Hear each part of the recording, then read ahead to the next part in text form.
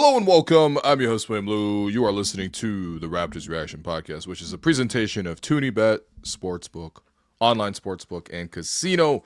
That's what I'm talking about, man. Raptors win 121-95 over the Miami Heat. Only 3 games left in the regular season, and the way things are going right now, kind of 3 must-wins. But this one was super important. This one gives the Raptors the tiebreaker over Miami. The Raptors actually have the tiebreaker over Atlanta and Charlotte as well, and obviously Orlando. So really the only one that they don't have the tiebreaker over is Philadelphia, who did lose last night, by the way, even though Victor Wembanyama left the game early. Embiid and company could not close out. Thankfully, thank you, Stephon Castle. Thank you, even Carter Bryant, for stepping in there and doing a good job guarding Embiid despite being comically undersized. But whatever. It's not about those guys right now. It's about the Raptors because they locked the hell in today. And honestly, this is such a good team performance that you couldn't even point out to me one weak player on the Raptors tonight. Raptors holding Miami to under 100 points. Miami's been a pretty fast team. They generate a ton of possessions. They play fast. They shoot a lot. They drive a lot. They get to the foul line a lot.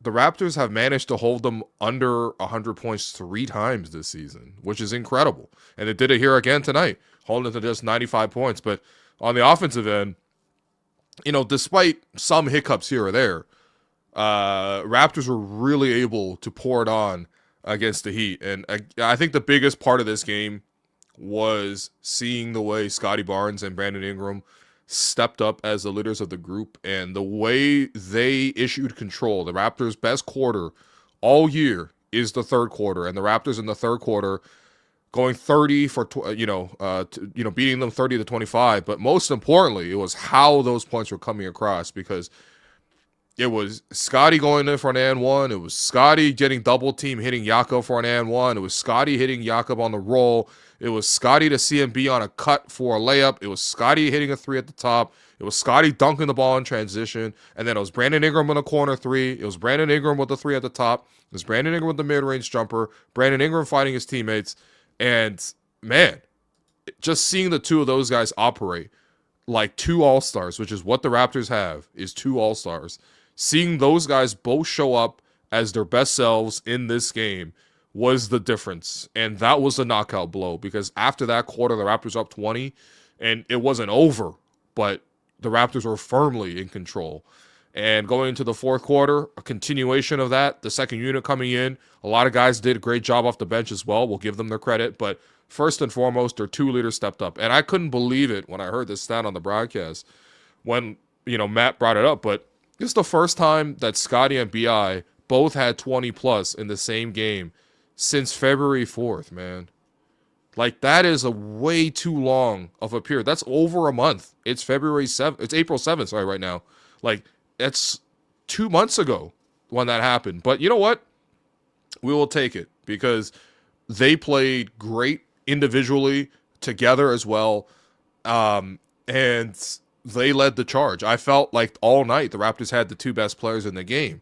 Bam Adebayo, watching the way he scored tonight, it's inconceivable that this man could have had 83. All he did was airball threes nonstop, But credit to the Raptors for defending as a group. The intensity was very strong. The togetherness was there. Darko was mic'd up. You heard how much he was getting on his guys, the intensity and timeouts. He took 2 early timeouts in the first quarter, which was the only time the Raptors kind of looked shaky was maybe in the first quarter. But yeah, ultimately, it was basically like a wire-to-wire victory. And again, like, very impressive when you can say almost everybody played well. Because, yeah, Brandon and Scottie did their thing. Brandon tonight, 23 points, 6 rebounds, 3 assists, 2 steals, 9 of 16 from the field, 3 of 5 from 3. And then Scottie, more impressively, Scottie's the one that's been scoring really, his scoring's been down a lot. 25 points, 8 rebounds, 5 assists, a steal, a block, 10 of 16 from the field, 2 of 2 from 3, which is nice. Hit a corner 3 to start the game, had a top 3 to pretty much put the game away. Just an awesome 2-way performance from Scottie. It's been a while since he's had 25 as well. But the rest of the guys played great, First off, salute to IQ and CMB in particular, because these guys are hurt. These guys are very hurt. IQ coming back. He's been out for the last like week plus with plantar fasciitis. Comes back in the game, goes to warm-ups. I swear this guy was not missing at all in warm-ups. It was such a nice sight to see. And then the announcement came that he was going to give it a go. And he's going to start. And you're like, man, how's that going to look? Like, is he going to be okay? And you knew that IQ wasn't fully there. Like, IQ played 17 minutes. That's obviously much below his season average. He only shot the ball 3 times. Only had 2 points. But I got to tell you, man, IQ as a decoy out there played a hell of a game because he was spacing the floor, getting out the way, pulling defenders, keeping them honest. So, you know, guys who have been guarding Jamal Shead, who have been leaving him wide open, they're like, it's still IQ out there. I still got to go out there and guard him. And then, honestly, IQ did a great job hustling on defense as well. You know, getting you a couple of steals, making some good help rotations. And, I mean, plantar fasciitis, you just understand that this guy's foot is on fire. And he's out there because it's the playoff chase. And he's got to get it done. A huge salute to IQ, even though it wasn't a big game for him statistically at all. But that lift, even that, you know, think about a locker room rallying around a guy like freaking injured coming in and playing was massive. And they won his minutes.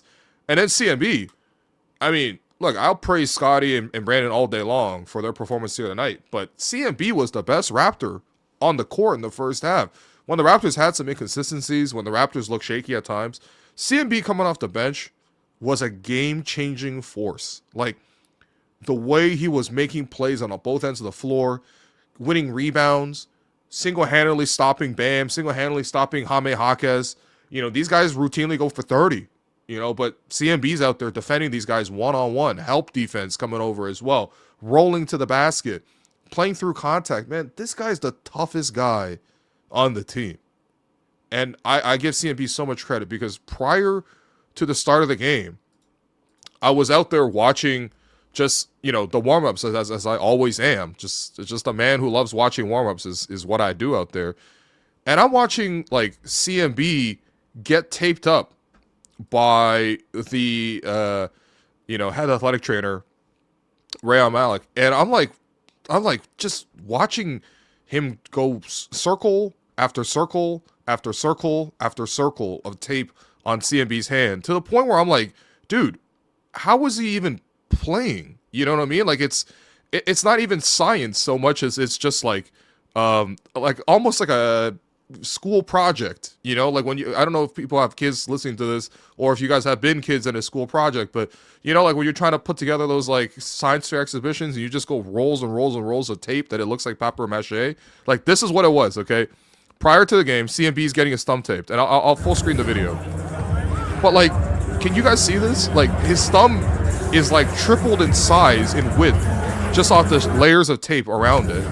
And I can't imagine how he's moving his thumb whatsoever in a game like that. Obviously we know that CMB's been injured with a bad thumb. We know that, you know, he's been playing through it, and it's obviously cost him some time.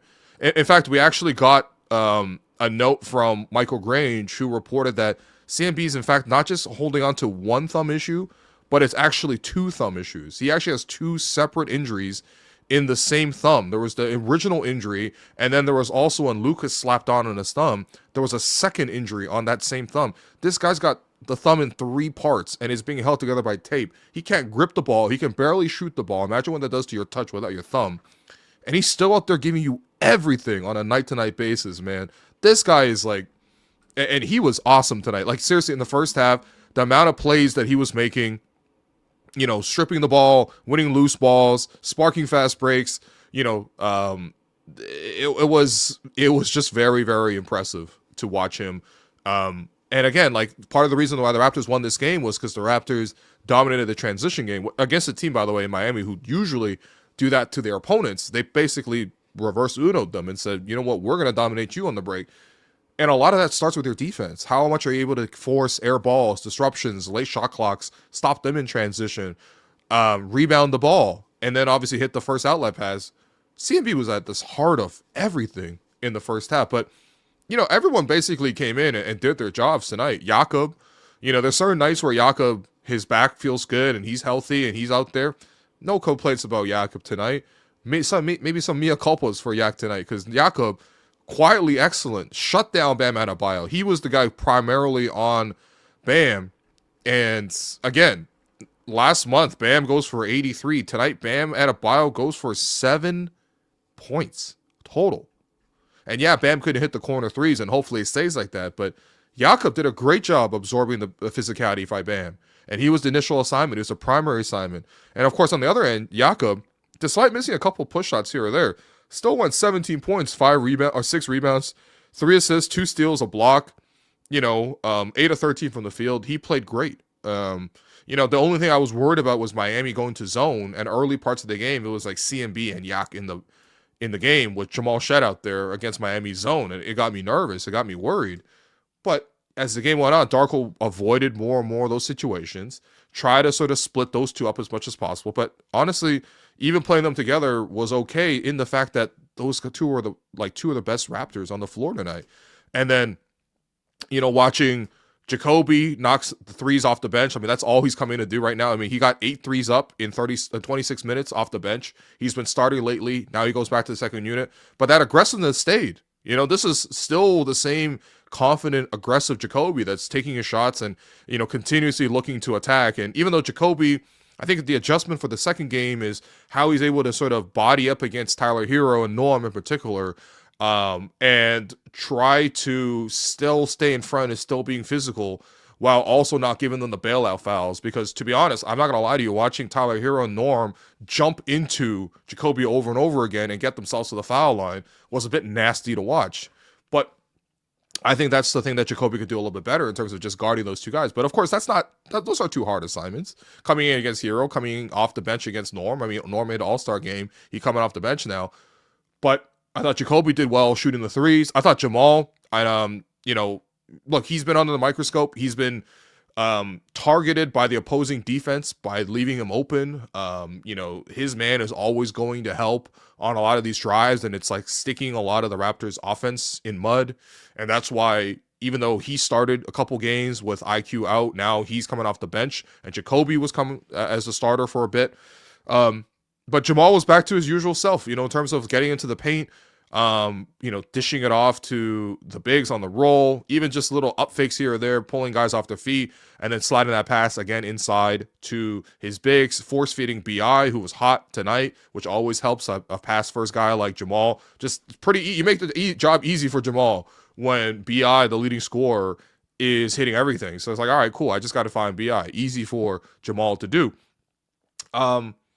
And of course, it helped that Miami was pretty undisciplined. Like, I know Khalil Ware is a very talented player and he's in his second year, but there's a reason why him and Spo don't see eye to eye. Because if you're Spo and you've seen championships, right? You've seen 3 championships in your time in Miami as an assistant and obviously as head coach.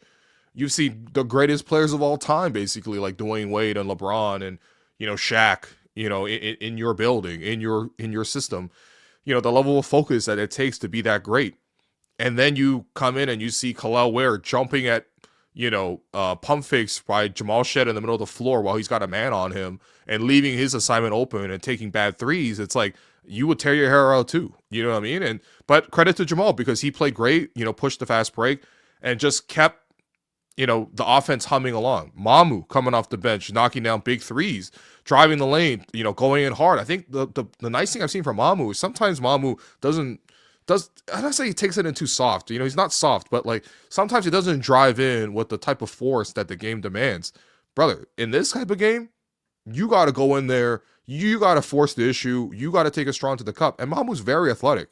Like for a 4 who's able to put the ball on the deck, when he takes off, like you got to take off. You got to put it right at the backboard or you got to dunk that ball. And if they stop you, they better put you on your ass with the foul because that's the only way you're going to get the free throws. And I'm seeing Mamu take it stronger and stronger as the season's gone on here. And yes, he's got nice moves and Euro steps and all that kind of stuff, but sometimes you got to bring the force as well. I thought Mamu played great. On the defensive end, he was hustling as well. Him and Jakob running fast breaks together now. Like, they're starting to get more and more chemistry, the two of those guys. And, I watched this game. Obviously, RJ had a slow first half, got off to a slow start, but then his offense started coming along. And by the way, RJ's the last guy I worry about against Miami because RJ torches Miami usually. This is actually a pretty bad game by RJ standards against Miami. He fouled a 3-point shooter for a 4-point play. He couldn't really get his threes to drop tonight. But RJ typically does great against Miami. In fact, him struggling today makes me feel better about how he's going to play on Thursday in the rematch against Miami, because RJ did a great job in the second half of getting into the paint, cutting off of Scottie. Again, Scottie's always looking to distribute. RJ getting into the paint, and when he was in the paint, whether he was finishing little push shots or tip backs, or he was sliding that pass along to Jakob underneath the basket for layups, like RJ did a good job as well. So, and really, like, I guess I'm thinking about it. It's like this was close to like a best possible case scenario for the Raptors in a game. Like, this was a really, really impressive showing by the group. And for everybody to be locked in from start to finish, for the fact that Miami had to call the timeout to wave the white flag because they're down 25. I mean, even the bench guys came in, like third stringers came in and were locked in. You know, the Raptors even won their third stringer minutes. You know, Grady Dick getting out the fast break and finishing free throws, and you know, Raptors dribbling the clock out, and the Heat players randomly trying to swipe at the ball. What are you doing? Just get ready for the rematch on Thursday, because I expect a closer game on Thursday, and I do, and I hope the Raptors don't relent in the slightest in their focus, in their hunger for this game, because that clearly was present. Like, you see the games where the Raptors are locked in versus the ones where they're not, right? You look at the last game against Sacramento, which was the last home game in Toronto, not locked in, versus this. How could that be the same team? But that hunger has to be there. It can't just be, oh, you know, we just beat Miami, so next game we're going to chill out and let it be a split. Nah, man. There's 3 games left in the regular season. If the Raptors win all 3, we're a top 6 playoff team for the first time since 2022. What's the problem? Go ahead and do that, right? So, yes, the win was great today, but you got to anticipate Miami coming back on a better level. Now, granted, I have to say, having seen this thing in person, Miami's got a couple issues. First and foremost, I don't know where their offense is coming from. The leading scorer tonight was Andrew Wiggins with 24. Look, I've seen Wiggins have tons of great games against the Raptors. Obviously, he's from Vaughn, so, you know, I'm sure that this is like an exceptionally important game for to come home. But like, also, yeah, a lot of it was just hitting some threes, you know, making some drives. I think the Raptors can probably do a better job against them, certainly. But like, who's the featured guy there? Is it Tyler Hero? Is it Bam? Is it Norm off the bench? Is it Jaime Jaquez? There's just so many things going on with Miami. And look, you take them out of transition, which, first off, the Raptors are a great transition defense team, okay? That's one of the big successes on the season, is the Raptors are very good in transition themselves, especially generating points in transition. They create a lot of opportunities. They don't actually finish as efficiently as you would expect in transition. Part of that's because of their three-point shooting. Part of that's because they just kind of like start making boneheaded plays sometimes in transition. But realistically, like, you know, the Raptors are actually typically are a team that wins a transition battle, because they get out on the break a lot and they get back on defense a lot. Getting back on defense is the number one thing you got to do against Miami, and they did that tonight. Then they have good matchups against Bam, right? Whether it's Jakob, who has more size than Bam, or if you needed to, a backup option, you have Scottie, you have CMB. You're able to do a lot of that. And then on your perimeter defenders, like, you know what? Tonight, okay, so Scottie can go out there and guard Tyler Hero. And then off the bench, you have Jacoby. Those are 2 of your best perimeter defenders as well. Now, granted, like, I think Miami is going to shoot better than they did tonight, in particular with Bam, because he went 1 of 7. But like, and you know, to be fair, I think Miami really lost their way and they kind of lost their confidence, and they've really been on a slide for the last couple weeks. So they've actually had a pretty miserable end to the season. But I expect a better showing from them. I think at times they played zone. The Raptors looked okay against the zone. Sometimes they looked confused. Sometimes they looked weak. The Raptors actually didn't really beat the zone by shooting the 3 all that well. But then again, the Raptors did shoot 12 of 28 from 3. You know, things that you worry about, can that repeat itself? You know, Scottie going 202 from 3. You know, can Sandro knock down some of the contested threes he knocked down? BI obviously is not always 3 of 5 from 3. So like, maybe the Raps go a little bit more cold. Maybe that emboldens the Heat to play more zone. Certainly, I think there are some combinations you probably want to avoid with like CMB and Yak together with Jamal. That's 3 guys who aren't shooting the 3 at all, or are not playing, you know, just well from 3. But at the same time, I can also say that, look, the Raptors have played the Heat 3 times, 3 very different times of the season, and the Raptors have thoroughly won this matchup. So tonight was a repeat of that. Tonight was a really focused effort, and look, everything from top to bottom was really good. And honestly, when the team comes out and plays like this, I got to give Darko a lot of credit because who gets the whole team? When the whole team is locked in like this, who is the one that galvanizes them? It's the leaders, right? It's Scottie showing up the way he did tonight. It's the way that Brandon Ingram said, "You're guarding me in single coverage. I got buckets on you." It's Bi and also not holding the ball too long and playing within the flow of the offense. It's Jamal, who's the leader for the second unit, coming in and having 9 assists, 11 assists off the bench, plus 27, the best plus minus in the game. Like, that's all good. And then first and foremost, it's also the head coach, because Darko pregame, Darko taped, mic'd up during the game. I'm sure Darko postgame as well. That man looked locked in, and the whole group understood the assignment.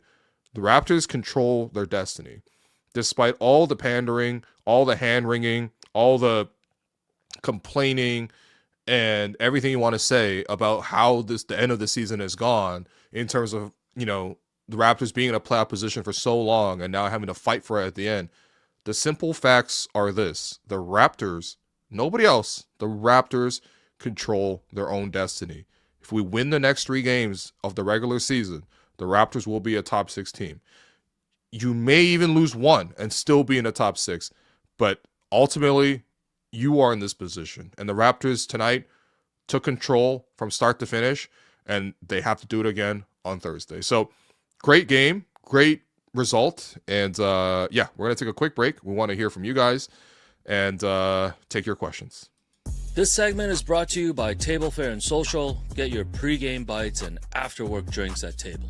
It's a great location, right across the street from the arena and just steps away from Union Station and the Metrolinx bus terminal. Will, I love my wedge salad, but there's plenty of options at Table. What should we have next? Oh, we could have salad for days, my friend. Oh, you're talking about salad days? I love salad days, man. They got a different salad for every day of the week. You can never get tired of the options there. Oh yeah, I heard about this place. This was your go-to lunch spot forever. You always said the lettuce was so crispy. Man, it's so crispy and fresh, and now this can be your go-to meal before Raptors games. I like that. Grab a pregame salad at Table Fare and Social right across from the arena. All right, Raptors got the win tonight. We got some salads beforehand, and now we're going to get to your questions. Karem, what are the streets think? I know people are excited about this win, man. Okay. What's this an insane question to start with? But yeah, sure. $2 from what will Chrissy do? More shocking, Bam 81 or COVID-19? Gotta go with Bam 83 on this one, man. Hey, there'll be more pandemics, unfortunately. It is just how biology is. But Bam 83 is gonna be one of the ultimate all-time anomalies, man. Justin 41 sends in 279. Appreciate you. So good to finally see Scottie Barnes have a 25-point game, man. I was actually talking to Darko about this exact thing before the game, and I asked him, first off, how is Scottie feeling? Because his scoring's been down. Is there something physically holding him back? And and Darko obviously went in. He's like, look, he's very banged up right now. He's obviously played, so many games this season, played so hard. And, recently he was questionable with the shoulder thing. Sometimes you see the tape on the shoulder. So as much as there's regular wear and tear, that's been a factor. But then I also asked him, look, you guys have asked Scottie to play a lot of point. Does that sometimes make it harder for him to score? Because I've posited that theory to you guys on the show here. So I wanted to ask Darko himself, is there a bit of that going on? And he's like, of course. Look, a guy with the ball in his hands is not always a guarantee to make him score more, right? It depends on the type of player. I think you look at the way Scottie scored here tonight. A lot of again was against the zone, but him getting in the middle of the floor, making decisions from there, setting guys up. It's so much easier to score when you're also not the point guard, especially when you're not a guard. That's these big, point forwards. I know we're living in an era of Luka and LeBron and Paul George and Giannis. I don't know why I brought Paul George into that. KD to a lesser degree, although even KD sometimes struggles to get his own offense. Yes, you have these big, huge jumbo point guards. Okay, let's say, but I think for Scottie, it's if he's able to run the floor, he's able to cut. If he's able to get to his own spot, in the paint, get 2 feet, catch the ball from an inbound pass, off an entry pass and make a move from there. Look, it's not saying that I want him to exclusively play as a post player, but it does sort of take a bit of the, hard work off his shoulders. And of course, it also helps when he's able to knock down some threes. That's been a factor too. But yeah, I mean, this was, look, he can play point in a pinch, and he's obviously done that as well. And in the times where he's looked well, we've always cheered that on as well, because we support him no matter what. But realistically, like, this is a really good performance, and to see 25 shouldn't be that rare. And in fact, the last time Scottie Barnes had 25 points was February 8th against Indiana. He always gets up for the games against Pascal. That got me at 25, 14, and 6. So it has been 24 games since this has happened. Hopefully, this is more of a common thing. Of course, the Raptors actually quietly have been pretty good with their starting five intact. That's when the Raptors obviously won on their great run at the start of the year, when they won 13 of 14 games, including a 9-game win streak. And then it started to fall apart once, RJ went down, then Yak went down, and then IQ missed a bit of time here as well recently. When the group is together, when the 5 pieces of Exodia, left arm, left leg, right leg, Exodia head, when they're together, they start doing some stuff, right? So, yeah, but 2 months for Scottie going between 25 points. Yeah, look, guys average 25, man. We got guys in the league like Shea who have like a 140 game streak, it feels like now, of 20 plus. It shouldn't be that rare, but it is. But whatever. Obviously, it makes a huge impact when he's actually scoring. So, $5 from Gamer Boy Devin. Are Mamu, CMB, Shed, and Jacoby the new bench mob? Yeah, I mean, there are current bench mob. That's for damn sure. I think that pretty much all 4 of these guys, especially if Mamu's able to be re-signed, will be back next year with the team. I think there's some growth. Just untapped with some of these guys. I think Jacoby's going to keep getting better.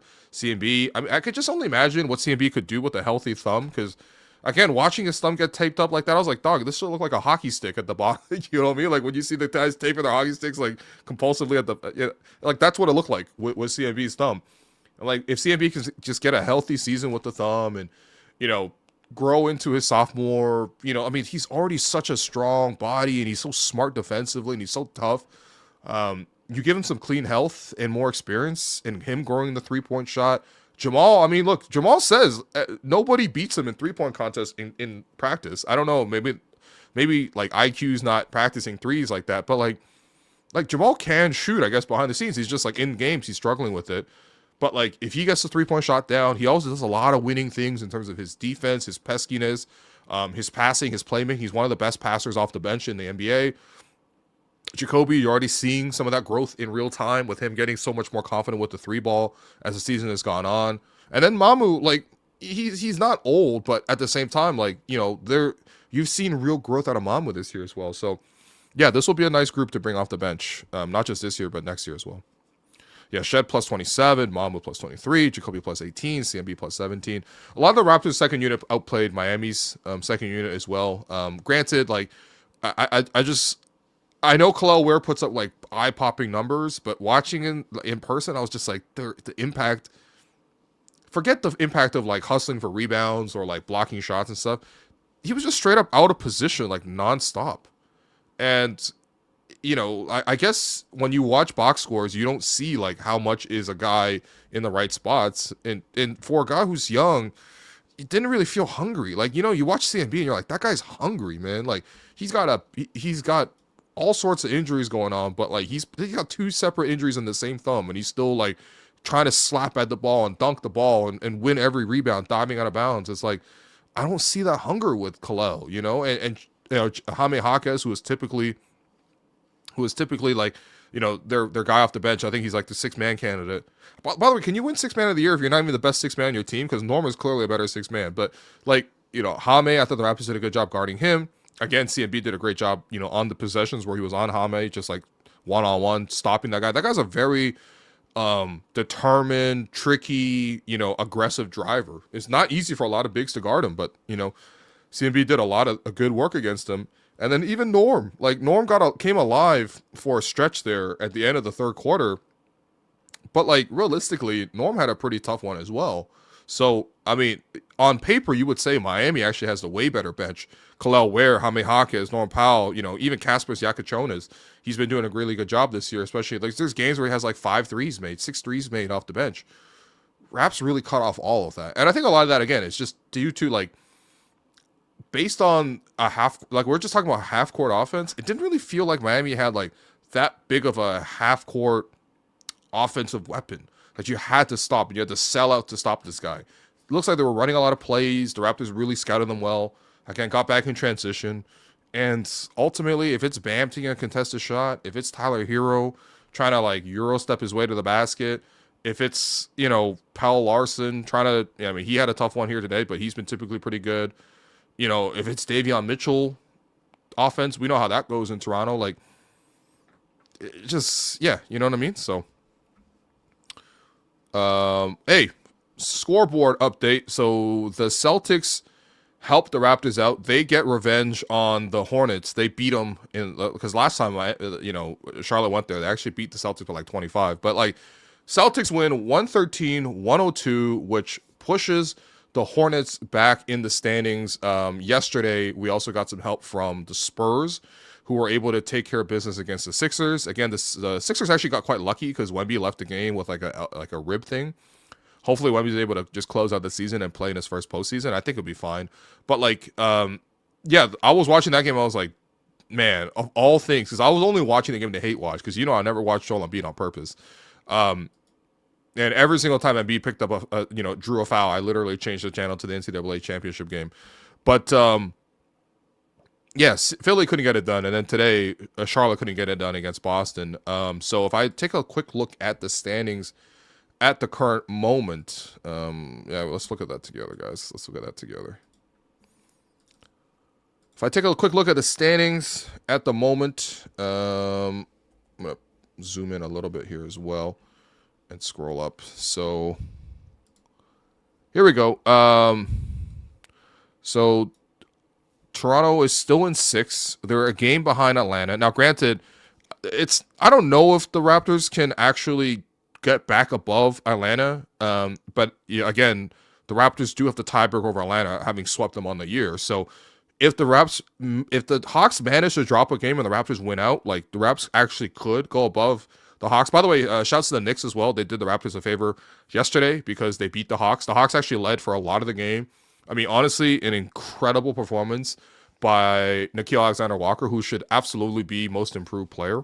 I know, all apologies to Ryan Rollins or whatever, but like Nickeil is single-handedly leaping the Hawks from like, Trae Young to like, honestly, he's been playing better than Trae recently, which is incredible. But yeah, Nickeil had like 7 threes or something. The cousin was going nuts. And the Hawks nearly beat the Hawks, if not for Jalen Brunson, who goes for like 16 in the fourth quarter, hits every single shot down the stretch, including a step back mid-range over CJ McCollum that just barely bounced in. And then at the very end of the game, nailed 2 free throws, which made it a 3-point game. There was a 1.2 seconds left. The Hawks, they had no timeout, so they couldn't advance the ball. They inbounded to CJ, and CJ tiptoed along the sideline and shot in a banked-in 3 from behind half court, but upon review, he still had fingertips on the ball, so that, prevented overtime. So thankfully, the Knicks were able to beat the Hawks. The Sixers were able to lose to the Spurs. Again, huge shout out to Stephon Castle. He's just awesome. And then tonight, Boston does the Raptors a favor by beating the Charlotte Hornets. That does not mean the Raptors are out the woods, okay? Because the Raptors are now still just 1 game above Philadelphia. Remember, Philadelphia has the tiebreaker there. It's the one tiebreaker the Raptors don't own, so the Raptors got to keep winning games above Philly. And then Charlotte is still right there. I mean, look at the tie right now. Charlotte, Philadelphia, Orlando all have the exact same record at 43 and 36. And thankfully, the Raptors have tiebreakers over 2 of them. So the real team to worry about is the Sixers. But again, having said all of this, what you need to remember is the Raptors control their own destiny. If the Raptors win out the remaining 3 games, we're in the playoffs.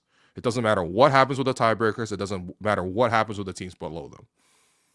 So that's the focus. And we can look at all this other stuff. I will keep looking at it as well. It's inevitable, but that's the important part to remember. Shouts to my man Josh, who was at this game. Yo, Josh, if you go to the Mastercard Lounge, man, I feel like if you go to Mastercard's Lounge, you got to give one that's $6.99. No, I'm kidding, Josh. Yeah, Josh sends in $6.99. This team is spiritually Patrick Patterson 2014 to 16. Ooh, I hate hearing that. That's not a good thing. Yeah, I sat with Josh for parts of the first quarter. Raps got off to a really good start in the first quarter. Scottie, Bi, both leading the way at the start of the game. But I don't know. I also texted Josh like midway through the game. I'm like, yo, Miami kind of sucks, man. He kind of sucks. So, yeah, we'll see. I don't know. If the Raps beat the Heat next game, then maybe we'll do a little slander. But realistically, the focus is on beating them the second time. Because nothing would be more egg on your face than the Raps losing the second game after winning like this in the first one. But Pat Patterson, I mean, listen, we had Pat had a good plus minus. Honestly, for people who weren't around for that era, Patterson is kind of like Mamu now. Like Mamu's better offensively, but Patrick Patterson was better defensively, but kind of like stretch 4, sometimes played the 5, analytically was a darling. Sometimes would be very important, but realistically showed up more against the middling teams and the bad teams versus against the top teams. Hopefully Mamu doesn't do what Pat did in the playoffs, which was guaranteed 8 points, 5 rebounds, no matter what. Missing open corner threes and stuff. So to be honest, at the end of it, I kind of really disliked Patrick Patterson as a player, even though I was really appreciative of his time and I recognize how important he was for a period. But yeah, hopefully we're not at that as a team. My nightmare will be 15 Patrick Pattersons as a team. I like how they hunt a hero and his lack of defense. Yeah, I mean, this was a little reminiscent of the Raptors win over Detroit, actually. In that game, it was a similar strategy where they were trying to go to BI as much as possible when BI had the mismatches against Duncan Robinson and Kevin Huerter. In fact, actually, I'm ready to say this now. If Brandon Ingram was getting guarded by a white person, Brandon Ingram needs to get the ball and they need to clear out the floor. I think that's what the evidence is being said right now, okay? No, but jokes aside, I think that's just like a very smart way to play Miami. Honestly, Hero's not that bad defensively, but he's pretty bad defensively. And I don't want to stop the entire offense to go against them, but this is a clear way you can attack them. It almost reminds me a little bit of like how when the Raps play the Hawks, part of the reason the Raps swept the Hawks this season was every time they had Trae Young on the floor, they would bully Trae Young. They would ISO Trae Young, mouse in the house, and just go at him over and over again. And the whole team has to compensate. And of course, a lot of times when they brought help over, that's when Yak's really good at operating those half spaces. I'm describing Yak like he's a Barcelona midfielder, but if Jakob can just fill the half space and then he can play the outlet pass here and switch the play, you know what I mean? But Yak's actually really good at presenting himself for a short 5-foot catch away from the basket. Typically, the rotation's at the hoop, not 5 feet away from it. And obviously, Yak's tall, so he can shoot over a lot of guys. A lot of the double teams, when Raptors are attacking Tyler, Yak presented himself a lot, and CMP presented himself a lot too. So they can get a lot of offense with that. I like the big man combo of Mamu and Yak. Yeah, they keep trying more and more of it, right? So I think it works because Mamu is traditionally a 4. He can shoot the ball effectively, and obviously tonight he shot the ball well. Hopefully he keeps doing that in the next couple games to end the regular season. But yeah, like they have like enough 2-man chemistry. Like at one point I couldn't believe my eyes, but there was a play in the fourth quarter where Jakob was bringing the ball up in transition, and he like fed it to he brought it past half, and then he fed it to Mamu, and they didn't really finish the play. Like they slowed down and got into a set. But I was like, why do you see that, man? Is Center leading the offense, passing it to the 4? Like, what is this, Jokic and Aaron Gordon? So, yeah, that was nice, man. When it works, it works. Based on tonight's performance, how likely would you be to get back in the 5th? I don't know. I don't know. It's still a possibility because Atlanta, is only still just 1 game ahead. And again, the Raptors have the tiebreaker. Atlanta's last couple games, so they play Cleveland twice, I believe. Yeah, they play at Cleveland tomorrow night, and then they come home to Atlanta to play Cleveland. And then last game of the season, they play Miami. You got to figure Miami's still playing for something in the last game as well. And 2 games against Cleveland, that's pretty tough. I mean, if they can beat Cleveland twice, that'd be very interesting, considering that is the current 4-5 matchup. And I mean, even though Atlanta lost to the Knicks last night, Atlanta's been playing great. Like Atlanta basically that was they should have beat the Knicks, to be fair. Like they led the entire game, and if it wasn't for like a classic Jalen Brunson takeover at the end, they shouldn't have won it. In fact, they almost forced OT if not for the fingers on the ball. Nikhil's been amazing. You look at some of these again. You just look at some of these numbers. Nikhil last night had 36. 2 games before that, Nikhil had 32. Before that, he had 27. Then he had 26. It's like, dude, this guy had 41 recently as well. Like, truly a most improved player, man. I mean, and this is like the true spirit of the award. I know sometimes most improved players are like, oh, a guy hits a stride in his, second year or his third year, and starts to play up to their potential, and they get they get most improved player because they make a jump in their stats. Even we had a similar degree of that in Toronto with like Pascal in his third year, right? He gets to start for the first time, make some tangible improvements. That one I'll totally accept because Pascal was the 27th pick, and we saw what he looked like originally. That versus what he was in 2019, it was incredible. And by the way, if Pascal doesn't make that breakout season in 2019, we don't have the chip, okay? Because Pascal was our second leading scorer that whole run. Him and Kawhi were literally out there breaking, Michael Jordan and Scottie Pippen's totals scoring for a single playoff run as a duo. Go look it up. And yeah, of course, Kawhi being MJ was the biggest part, but Pascal being Scottie is also quite difficult. So anyway, like that's one type of MVP or most improved player. I've never seen a case like Nikhil where look how much he's bounced around, right? Like Nikhil started his career in Utah, right? As like a late first round pick, I believe. Hold on, let's do a quick tangent on Nickeil Alexander-Walker. Nikhil starts his career in the Pelicans, right? Then he goes to Utah for a little bit. Then he goes to Minnesota, carves out a career as like a kind of like a 3-and-D guy, for Minnesota for a couple years. By the way, he's been an Iron Man as well, played, back-to-back seasons of 82. And then this year he finally gets paid as like a mid-level guy. When you pay a guy at mid-level, you expect like, solid bench guy, maybe a fifth starter when you pay mid-level. To go from 9.4 points last year to 20.8 this year, and it's not even just the scoring jump, it's like the type of shots he's making. Like, bro, he's coming off of screens like Klay Thompson and just firing at will. It's crazy. He's breaking guys down, and he's like literally making highlights, and he's like dropping guys off the handle. It's like, it's incredible, man. Like, he used to just be Shea's cousin, and now he's going to be most improved player. Like, incredible development story by Nikhil. And honestly, it's really cool because this is his second time playing for Quinn Snyder, because Quinn Snyder had him when they were with the Jazz. And I remember when Atlanta was here in Toronto, I actually asked Quinn, like, did you had him with Utah. Did you see this coming from Nikhil? And he's like, look, everyone would love to tell you that yes, I saw this and I brought him along and we traded for him again, or we signed him again just to bring this back out. But, I think it's also like the moment meeting the preparation for him. And Nikhil's always had a high skill level. He's always had an ability to do it, but teams have asked him to do different roles. He's also maybe at certain times was a little too young for it.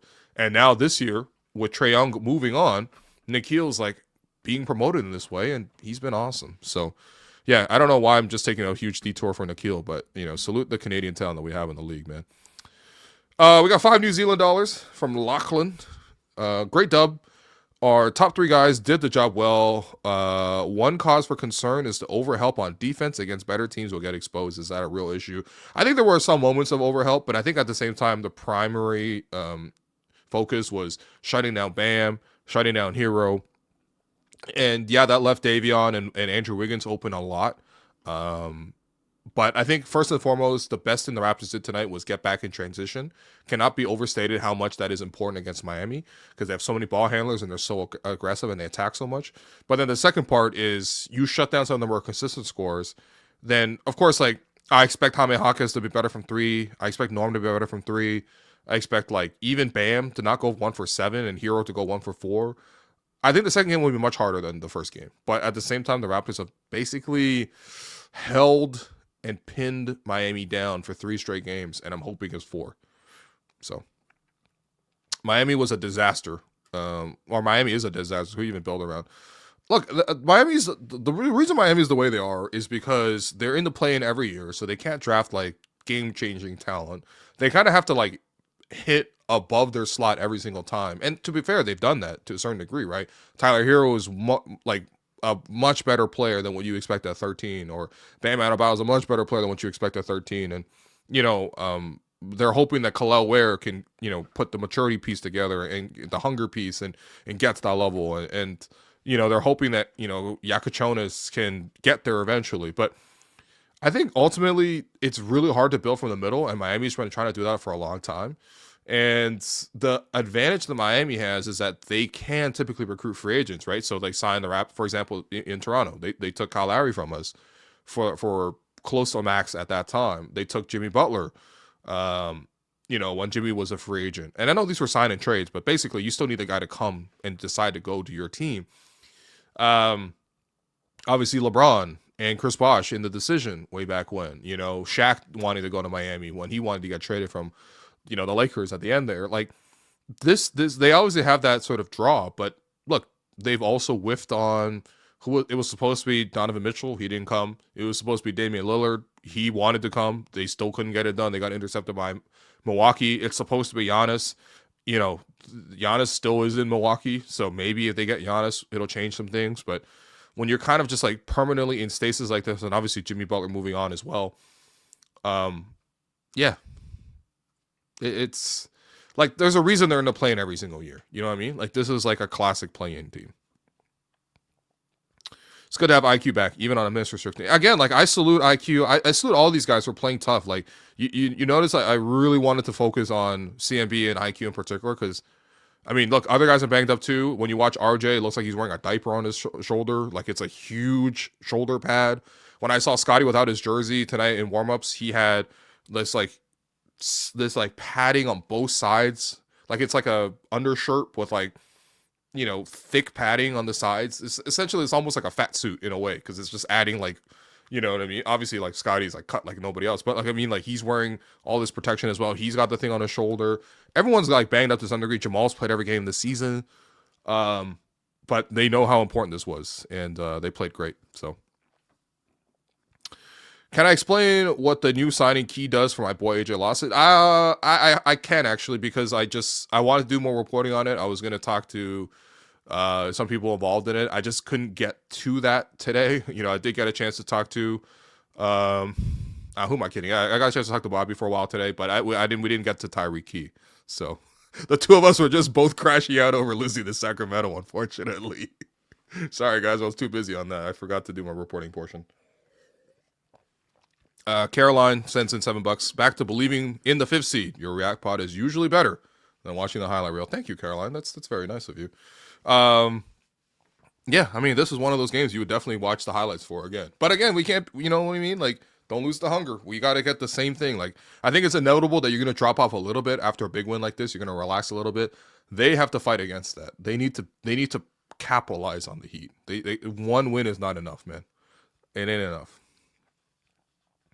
With all the issues the Raptors have, how concerning is our inability to get to the foul line and make them in a playoff round? You know what? I actually really appreciated how the game has been officiated the last 2 games. Like today, even I got slightly annoyed at Miami getting a lot of calls. Like again, you watch some of the foul calls that like Hero and Norm were getting in particular. I'm just like, they're not really making a move. They're just kind of like throwing their hands up. Like a guy's rotating, they'll just jump into them and they'll be like, oh, I was shooting a fadeaway. It's like, no, you weren't, man. And I know it's smart.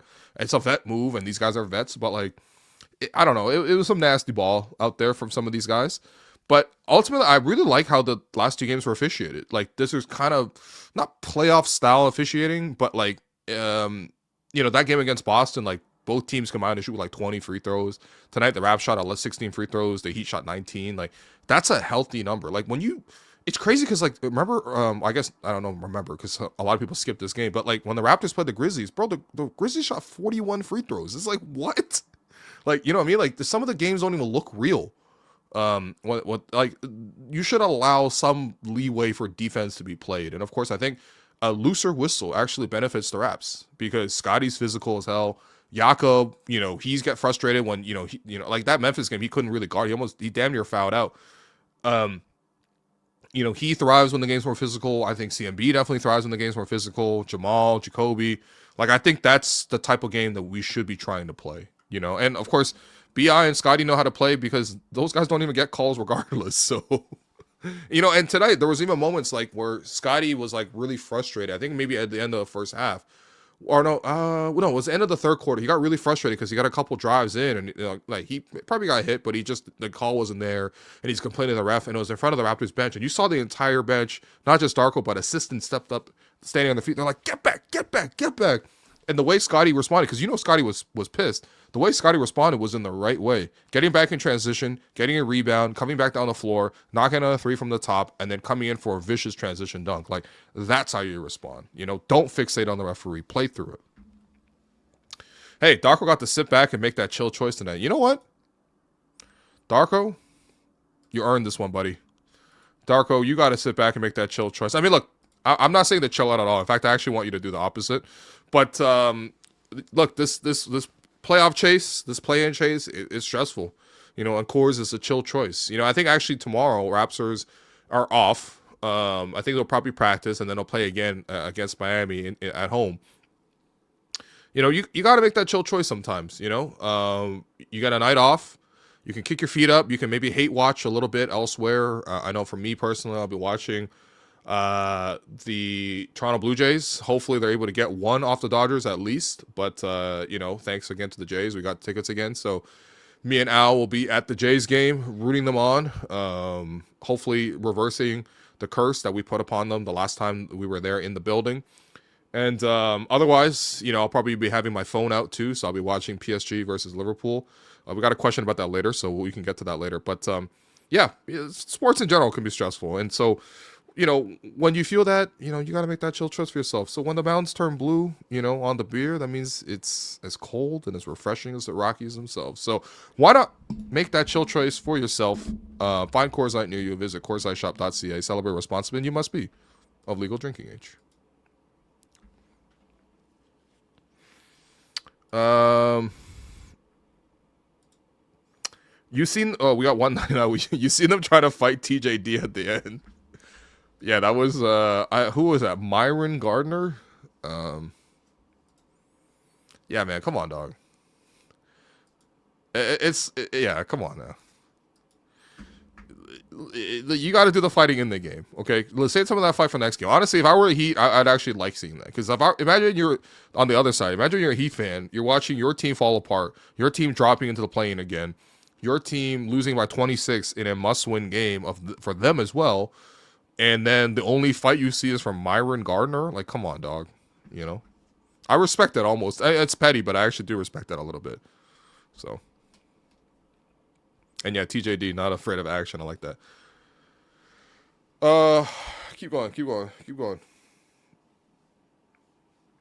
Raps should expect major adjustments and a strong start from the Heat next game. I totally agree.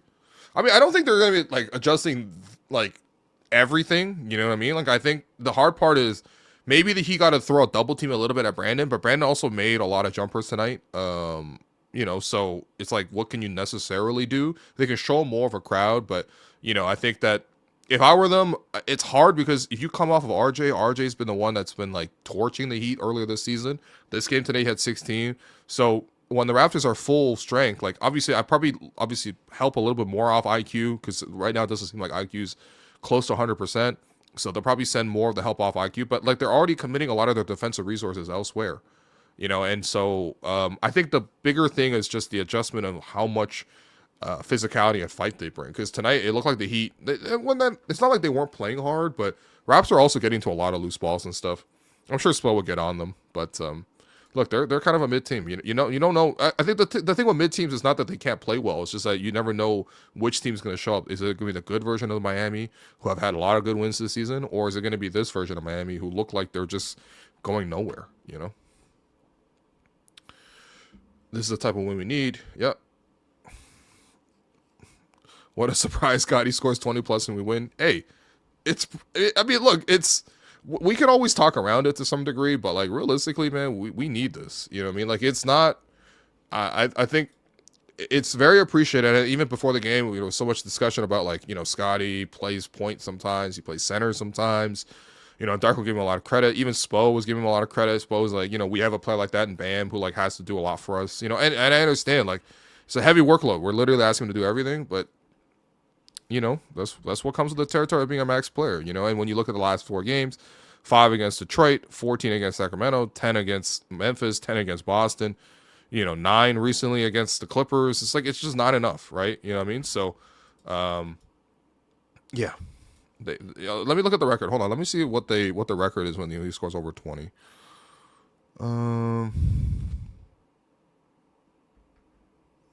So what he's had, including tonight, 28 games where they've scored, where he scored over 20. They have 1, 2, 3, 4, 5, 6, 7, 8, 9, 10, 11, 12, 13, 14, 15, 16, 17, 18. So they have 19 wins. So they're 19 and how many did I say? They had 28 games of him scoring. Yeah, so they're 19 and 9 when he scores 20 plus. Pretty good. Pretty good. Also 25 plus. I don't think the Raptors have. Oh, they've lost 3 times when he scored 25 plus. Okay. But some of that was early in the season too, like Dallas and Houston are the start of the year. Like, come on, those were whatever games. I don't even count that to some degree. Will, I just want to say hi from Chicago. What up? Very jealous. Love Chicago. Look forward to going to Chicago every single time I get a chance to go to Chicago. Maybe I'll try to go to Chicago this year for the NBA draft combine. That'll be kind of fun. Love the Windy City. Yeah, man. Obviously, huge fan of the Bear. What else, man? Just, I don't know. Chicago's cool, man. My aunt used to live in Chicago, so as a kid, we used to, and that was like the only extended family we had in North America. So, every Christmas we would like get in our 1992 Toronto Corolla and we would drive across the border. That shit took 9 hours. And it's also one of the most boring drives. You know what I mean? Like, winter time from Toronto to Chicago is 401 to 402, I think. The one that goes through Sarnia. We usually go through Sarnia rather than going through Windsor and Detroit. I think it's a little bit quicker. Going through Sarnia, what's on the other side on the Michigan, like Port Huron or something? And then you drive through Michigan, mad boring, like super flat, just nothing drive. Go through like Kamloops and all the kind of random little cities. Like, no, not Kamloops, Kalamazoo, I think it's called. It's like Ann Arbor a little bit, I think maybe as well. I don't know. It's just a bunch of random like Michigan cities. Briefly go through Indiana, and then yeah, you're there in Chicago, and I had a lot of great memories of like. Actually, one of the first games I ever went to was a Bulls game. It was Bulls versus Nets. It was New Jersey Nets back then. It was Darren Williams versus Derrick Rose. Actually, a pretty great point guard matchup at that time. And yeah, I mean, I don't know, Chicago, the river. It's the most touristy thing to do, but doing the river architecture tour like blew my mind the first time I did it.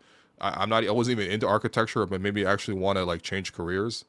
And become an architect. It was just so beautiful to see the city from that perspective of the lake. With one of those old like Chicago School of Architecture professors like leading the tour. If you forget to, I mean, obviously Chicago has such a long history, a very proud history. It's just genuinely one of my favorite cities, man. Reminds me a little bit of Toronto as well. Obviously another city on a great lake. Toronto's a little bit more Midwest than it is East Coast anyway. And yeah, I don't know. Great food. Like, yeah, huge love for Chicago, man. Also, Bulls logo is fire, man. It's genuinely one of the coolest logos out there. Anyway, hopefully the Bulls do better going forward. It's good that they finally fired their management staff. Anyway, the Raptors belt guy. I know this team has its flaws, but I hate the outside coverage that talks about Hornets, Hawks, Magic, like contenders, and upset threats, but the Raptors are complete first-round fodder. You know what? I hate to say this to you, Raptors belt guy, but you know what? We do a little bit of that as well. I mean, we definitely don't hype up the Hawks and the Magic, to be honest, but I think Hornets deserve the type of like love that they get, man. Like, they have incredible wins. They beat the Spurs, they beat the Nuggets, they beaten the Celtics. Like, they have lots of huge credible wins, and after a slow start to this season, they've actually been one of the best teams, not just in the East but in the entire league. But yeah, I mean, look, the Raps, I think a lot of people are just disappointed, right? Because like I think there's a lot of chances to rise up to the occasion and seize the moment. And today we're super thrilled, but we also know in the back of our minds, like we don't know necessarily they're gonna do this every single time. When they do this and when they play like this, they look great, So it's great. Alex predicted this first win perfectly. Did he? Didn't I predict a little 4-0? Did I not give you guys a little 4-0 math? All right, hold on. Let me give you a little Bill Simmons math for the rest of the season, okay? So first game, I remember if you guys didn't listen to the last episode, I said the Raps would beat the Heat in this game just because the Raptors are better than the Heat, okay? Simply, okay? Next game, I'm predicting a Brandon Ingram 30 ball, okay? It'll be close, but, as you would expect. But Raps are able to squeak it out. BI again goes for 30. Then they go to New York, and there is a possible scenario where if you're the Knicks and you got a chance to, you can quote unquote rest your players, but realistically, you got a chance to almost dictate who you want to see in the first round. Because the Knicks they're not locked in to the third seed, but Cleveland plays Atlanta twice. Atlanta's playing really well right now. There's a good chance that they split 1-1. In any case, the more important thing is the Knicks are a game up on Cleveland at the moment. The Knicks also have the tiebreaker over Cleveland, having beat them 2 out of 3 times this year. So, effectively, the Knicks are 2 up on Cleveland. And if by game 81, which was the second last game of the regular season, if the Knicks, who feel safe in their third spot and they have a loss to drop, and they see the Raptors, there's a real chance the Knicks can say to themselves, look, we're tempting fate, but who do I want to see in that 3-6 matchup? Do I want to see the Hornets, who are excellent team, gelling at the right time, lots of shooters, pretty deep, roster? Do I want to see the Sixers, who, are inconsistent for sure, but they still got Maxey, they still got Embiid, Paul George has actually been playing great recently, or do I want to see the Raptors? And if all I got to do is rest my players, give the Raptors a win, help the Raptors secure 6 and secure 3-6 in my matchup, not tip my hand to the Raps, I think there's a real chance that it could actually be a win-win for both sides. Okay, I'm just saying the Knicks throwing that game to the Raptors could be a real win-win for both sides. The Raptors need to clinch 6 and top 6, and the Knicks probably would prefer the Raptors over the other 2 playing teams in that range. And then finally, game 82 is at home against the Nets. Like the Nets will be tanking their heads off. Raptors can easily win that one. So I'm just saying, there's a real chance that's my little Bill Simmons math for the 4-0. All right. Scottie started the game being aggressive, and everything opened up for him. Even if it isn't 25 every night, this shot die is perfect balance for him. Yeah, I think partly having IQ coming back helps too. I think also like IQ, even a banged up IQ, still provides more spacing, which I think helps to some degree. But yeah, I don't know. There's certain matchups where Scottie feels comfortable in. Like this, one of the reasons I felt not comfortable, but like, I felt confident going into this Heat game because like Scottie's played great against the Heat over the years, so. Jakob Poeltl really shines with RJ against these teams without a legitimate physical center. Yeah, Bam, again, a little undersized. I think the more impressive thing was how well he guarded Bam as well. Thought he did a really great job. I mean, again, it helps that Bam was camping in the corners for a lot of the game. It's like, dude, what are you doing? Like, best players should not be in the corners, ever. Best players should be at the top of the floor when they have options that dictate how the game's going to go. But, yeah, I thought Yak did a great job tonight. And, yeah, certainly him getting offensive rebounds. Look, the Raptors won across the board. Like, even they got more offensive rebounds than them. They forced more turnovers out of their opponent. They got more steals than their opponents. They assisted more than their opponents. They made more threes, or they made just as many threes on fewer attempts, so they were shot more efficiently. They did great. Miami shot 36% from the field. Damn. Okay. This is incredible stuff, man. Scottie Barnes, that man is so loud. I literally heard him scream throughout the whole game. Yeah, he is a screamer for sure. CMB looked very banged up over the break, or over on the bench. He was constantly stretching and grimacing with his shoulder. I know. I think one of the difficult things for CMB is like going forward, because he's been on the injury report. If you notice, like even in Summer League, he missed a couple games in Summer League. At the start of the season, he missed a couple games. Then he made his debut. Then he played for a pretty consistent stretch, but then he missed a couple games here. Then he had the thumb issue. Obviously, now he's got a bit of a shoulder thing. It's like at least 5 or 6 different items have presented themselves, at least that officially made it on the injury report.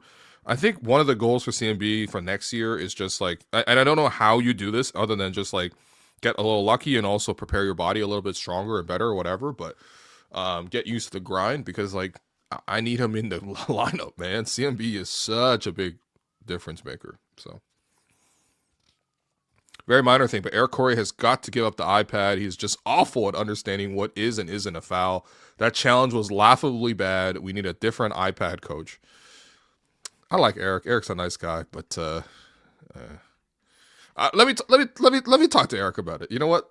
Save this for Coach Lou, okay?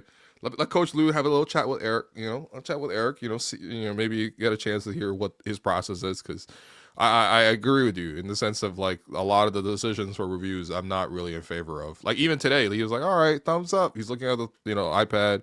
He's giving the thumbs up. They review, and I'm like, "What are we reviewing, man?" Like the Raptors clearly go across his arm. I think it was Jamal and Tyler Hero. I think it was like, dude, he clearly goes across his arm as he's going up in a short. Like it's like the definition of a foul. They should put that foul in like the rule book for like how to train officials. Like that's just 1,000% a foul.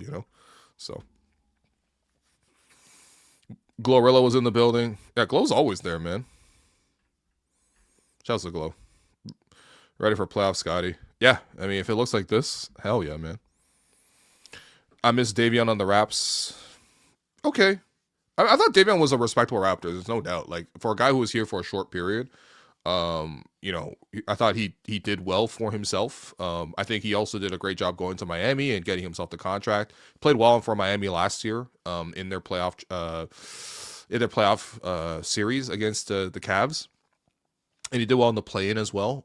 Tough-minded individual. Really liked his approach to the game. He left the Raptors better too in terms of like he basically taught Jamal how to like draw offensive fouls on screens, and now Jamal Shed's like second in the NBA for most offensive fouls drawn. So like he did a lot of good things here.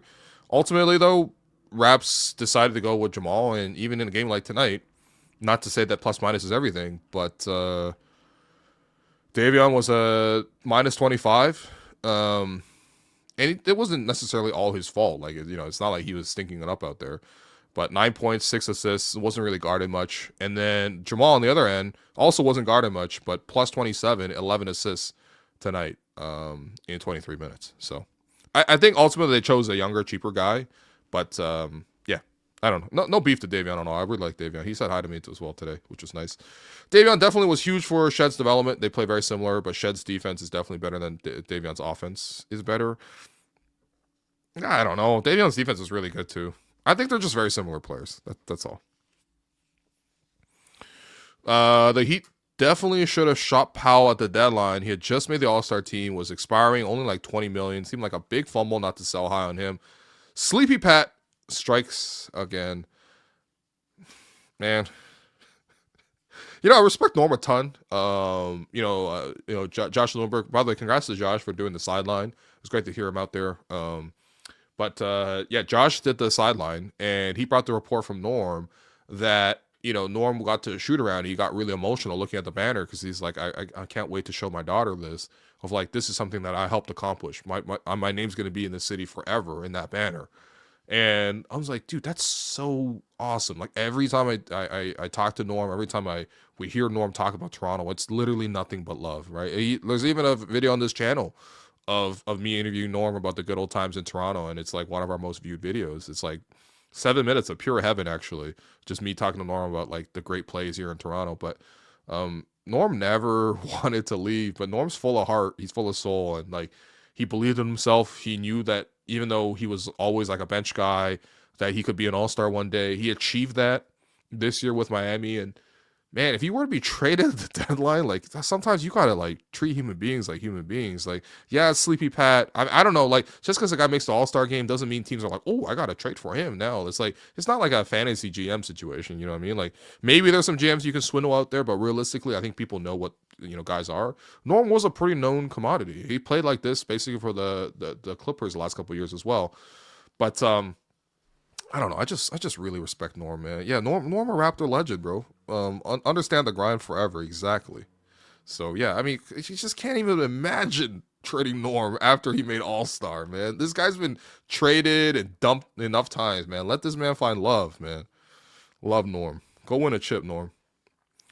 Jacoby kept the Raps alive in the first. Yeah, Jacoby did well. Knocked in some threes as well. Yeah, you know. Bam looks so bad out there. Hey, let's save the slander for next game, okay? If Bam has another 7 points, we'll go in. We'll go in. But right now, it's the first half. Right now, we're up 26 in the first half. You know what I mean? But we got to close out the game. Did you read the Dylan Brooks Player Tribune article? No, I haven't, but I will. I will read it. And yeah, I don't know. I love Dylan. Dylan's one of my favorites in the league as well. So I'm looking forward to reading that as well. So. Scottie hasn't taken more than 16 field goal attempts in like early March. Yeah, but I mean, you know how it is. He a double team. He's a pass. He like loves to pass. Like I'm not even asking Scottie to like take 30 shots or like 20 shots. Like that's not realistic. He's maybe going to do that like 5 times a year. He doesn't necessarily have the skill set to just shoot over and over again like that. Again, if you're great at shooting jump shots, you can really get your shot attempts up. Versus you have to like really bang in there like Scottie does. But like, you know. Just, I think there's like a real difference between when he's a passenger versus when he's leading it, right? So, there you go. Just dropped my girl off to fly to Vietnam, and I was like, fine. And then I heard Will tell me that Norm story, and dog, that touched my heart. Hey, why didn't you go with your girl to Vietnam, man? What are you doing? What are you doing in Toronto? It's minus like 4 degrees in in April right now. Like, just go to Vietnam, man. You'll have a much better time. You eat better food. You have a great time. Whose game do you think benefits the most from increased physicality of the postseason basketball? RJ's an obvious one. Yeah, I've always really thought about that for RJ, that it would kind of play a little bit in his favor. RJ also had I swear he had a decent stretch in the playoffs, man. Like, I know it's like RJ's been one of the few guys that actually has playoff experience on this team. And I understand at that time, RJ was kind of like the second, maybe even third option. When you think about sort of like where he was in the pecking order, but like, so RJ had a stretch. This was between game 3 of the first round where they beat Cleveland, and then game 1 through 5. So this is like an 8-game stretch of the playoffs. But RJ averaged in that time for the Knicks 22.5 points per game, shot 50% from the field, shot 38% from 3, got to the foul line 6 times, shot it at 72%, got 5 rebounds, 3 assists in 8 straight games of the playoffs. Like, that's a really good stretch, man. Like, you can't just like throw that thing away. So it's a much better track record than like what IQ did in the playoffs in the same time with the Knicks, or even what BI did at certain moments in the playoffs, you know, when he struggled, you know, obviously against OKC. So yeah, like, I don't know. I do certainly believe that, you know, there is another level for RJ that he can access in the playoffs. I think Scottie definitely benefits from it as well. I think the increased I think the stronger you are, I think CMB is gonna help CMB. I think it's the difficult part is gonna worry about shooters. You know, Shad, you know, Jacoby. I'm a little nervous for them. IQ, I'm nervous for him as well. BI, it depends on who's guarding him, to be honest. If they have those like really strong like Lou Dort types that get underneath you and make you sort of really hesitant to play physical, then I worry. But BI's so like strong that like he's so talented that I think he could still kind of play through it. That's my hope, at least. So I guess we're about to find out. You know, we'll see. Do I think TJD's healthy enough to make any burn for the playoffs? Man, come on, dog. He not playing, man. You know that. He playing in garbage time. You know, it just is what it is at the moment. I don't think he's going to change too much. All right, we've taken a lot of questions. I appreciate you guys. We're going to do another show tomorrow in the morning. So come back at 11 o'clock. You know, me and Alex will talk more about this game and also take a look around the NBA. But for now, we're going to handle the 3 stars. But first, this segment is a presentation of ToonieBet Sportsbook, online sportsbook and casino. Thousands of live games and slot casino at your fingertips, and a sportsbook made for Ontario. Get your game on with ToonieBet. So I was taking a look, and you know what? I wasn't even looking at the NBA. You thought I was going to look at the NBA. No, man. This is where my focus is at tomorrow, okay? Tomorrow, Liverpool travel to face Paris. Wait, is this in Liverpool or no? This is at PSG, right? I think it's at PSG. Kareem, please confirm for me. But Liverpool play PSG tomorrow in Champions League action. First leg of 2.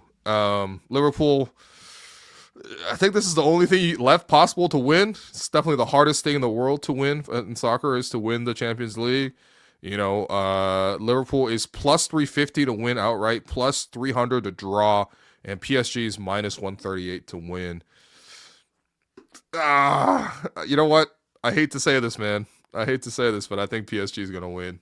I've gone with the favorites on this one. I think, Liverpool did not look anything like themselves in all of this entire season, and it didn't help that they came back from the international break with a 4-0 drubbing at the hands of Manchester City. Whatever happened to my beloved City pool, not even close these days. And PSG, with all their attackers and how clinical they are, and Kvaratskhelia and Dembele and Desiree Doué and Barcola coming off the bench and João Neves, and oh my God, this team is just freaking. It's brilliant to watch, and I hate watching them against Liverpool. I hope Liverpool can squeak out like a little 1-1, bring that thing back to Anfield, little Anfield Knights. But nah, man, it's going to be a real struggle. So, unfortunately, I'm backing PSG over my beloved Liverpool.